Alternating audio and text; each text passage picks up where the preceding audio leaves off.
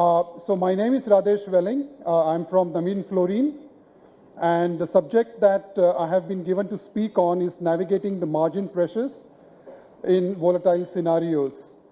I know that most of you from the industry have been actually living this for the past 3 years. So I was actually wondering what exactly new I can communicate through my presentation. So what I've tried to do is actually try to give,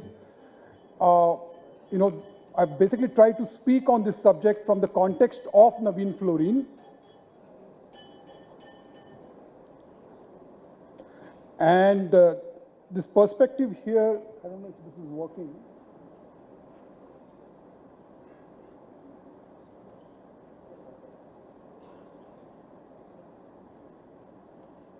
Yeah.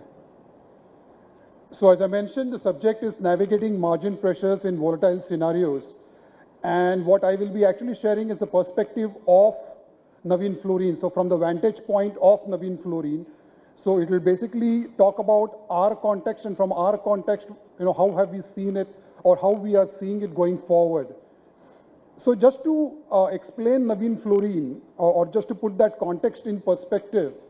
So if you actually look at a 2x2 matrix and you say product-driven business, service-driven business, make in India for India and make in India for world, we are primarily in the service business and make in India for world.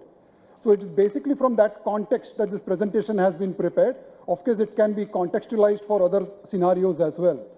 So when you talk about navigating margin pressures in volatile scenarios, the way I have built up the presentation is that it's actually in reverse way. So first I'll talk about the volatile scenarios. Most of you have actually really experienced this in the last few years, but just to put that out there. Then what does that mean for margin pressures and how do you navigate? So actually, though the subject is navigating margin pressures, I'm actually going backwards to it. So if you actually just look at, let's say, the last few years, and we've all seen this volatility. So what has been these drivers of volatility, right? If you look at the last 20 odd years, we have really seen free, almost cheap capital, which has led to a number of black swan events. Our earlier speaker also talked about this. And typically when you talk about black swan events, they are probabilistically rare events, right, which typically happen once in a generation. And thereafter, we've actually started seeing this happen once in decade. And now, now actually, if you look at the last 3 to 4 years, we have pretty much been going from one black swan event to another black swan event. So we've actually seen that the frequency of such events increasing significantly.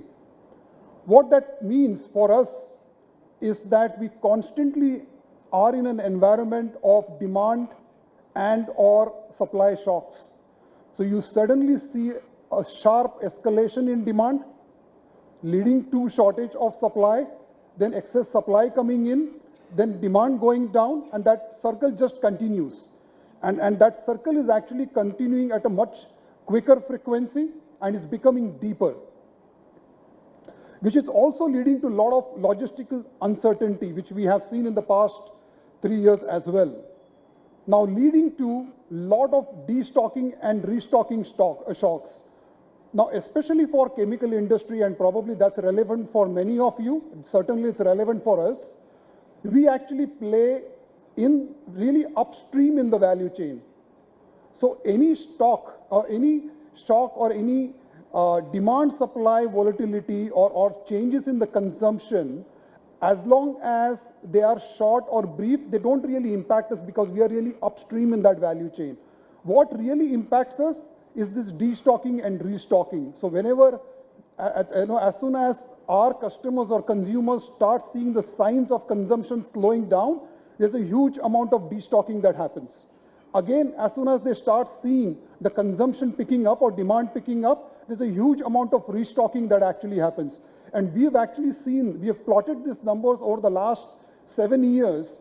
And when we have seen this volatility and we tried to map that against the consumption has pretty much remained remained flat. It's this destocking, restocking, which is creating huge amount of volatility. So the question is, how do you really address this or respond to this? And while we are talking about this destocking, restocking, we have also seen some early indicators of this destocking, restocking, so it actually helps us react to it in a much better manner. So when you talk about this volatility, so what, right? So what's the implication for the companies?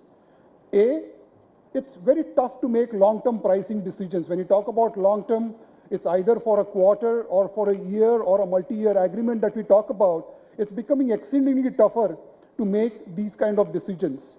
Now, because there is a lot of demand volatility, there is a lot of uncertainty around this long-term pricing decisions, there's also becoming tough to build business cases for investment, because there are a lot of these assumptions that these investment cases are built around. Those are becoming very volatile and change very frequently.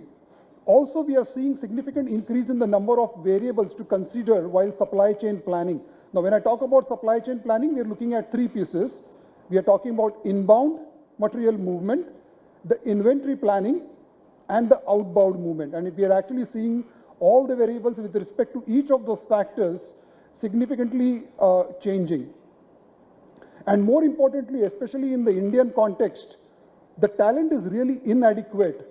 We're talking about institution-wide talent to help forecast, plan, and manage risks. When I was in the college, one of the case studies that we were actually taught about was the scenario planning that Shell typically follows, right? And that basically is a 25-year cycle that they typically do the scenario planning around. Today, we have to do it almost on a quarterly basis, and we just don't have the kind of institutionalized capability to be able to not only forecast or plan, but also manage those risks around these uncertainties.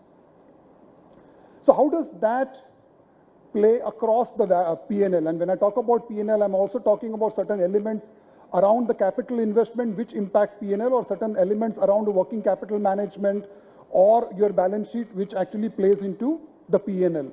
If you look at your product costing, till very recently, we were focused on key starting raw material or key starting material. A lot of our pricing used to happen around key starting material. If you see last 3 or 4 years, a lot of other raw materials, other than the key starting raw materials have also spiraled significantly. Who expected that the solvents would actually go 400x, will increase 400%, right?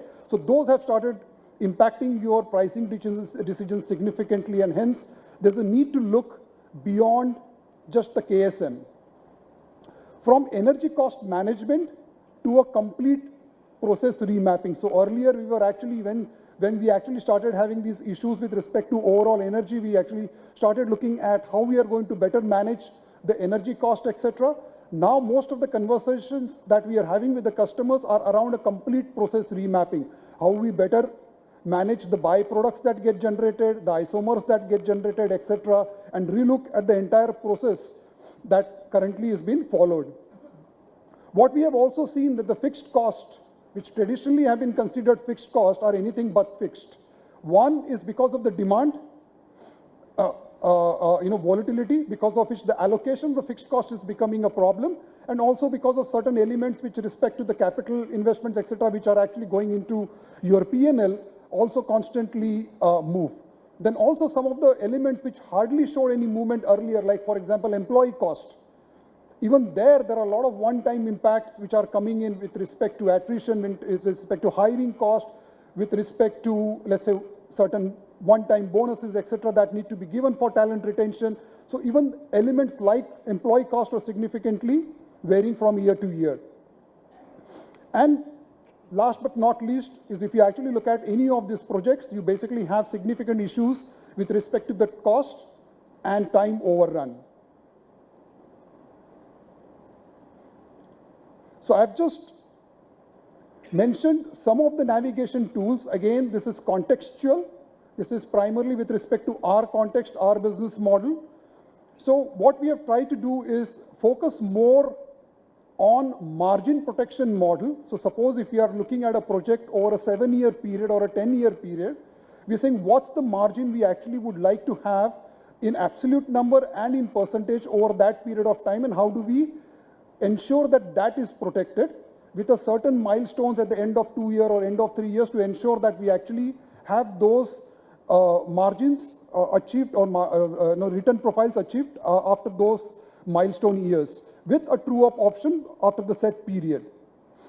The second point, which I was just recently, I was just talking about, was local partnership. And this is one point where, as a company, we have really struggled.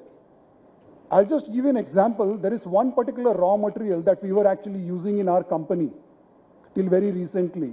We had two suppliers for that. One was an Indian company and one was a Chinese supplier. We could actually have a good relationship with the Chinese supplier, but just couldn't have a good relationship with the Indian supplier. Okay? Because all the time, though everybody talks about a win-win, what we have seen time and again is that the focus is always on win and lose. So rather than focusing on how much margin I am making, the focus is a lot of times on how much margin you are making and how do I extract more out of that meat. So this is something which, it's been a challenge for us, but I think if this is something that we can actually work on together as an industry, I think there is a lot to be achieved here. The third point is modular capital investments, and this is something that we have actually now keeping as a target for all our CapEx programs, that we should actually focus on modular capital investment with a target of more than 75% standardization. This is not just for multi-purpose plant, but also for even a dedicated plant for a single molecule for a single customer. And as far as the modular capital investment, you're talking about actually taking the decisions given what your needs are going to be for the next 5 to 7 years on the capital structure, for example. Because if you look at the escalation and if you look at the inflation rate, there's a significant arbitrage opportunity between that and your cost of capital. So is there a way that you can actually take those decisions today and then you actually modularly build on top of those investments as your projects materialize? And fundamentally, from the business model perspective, is there a way that you can move from a cost arbitrage business model to a technology arbitrage business model? Another point which has worked very well for us is on the key account management. All of us are used to key account management model, and we typically have that with respect to our customers. One of the things that we have really done well over the last few years is that we also have that for our consumers, we also have that for our RM vendors, but more importantly, we also have that for our capital vendors. Because especially if you look at specialty chemicals, and I'm sure you all have looked at this number, in the next 5 years, and I'm only talking about specialty chemical, I'm not talking about petrochemical or bulk chemical, apparently there's investment of about $12 billion is going to happen in the next 5 years.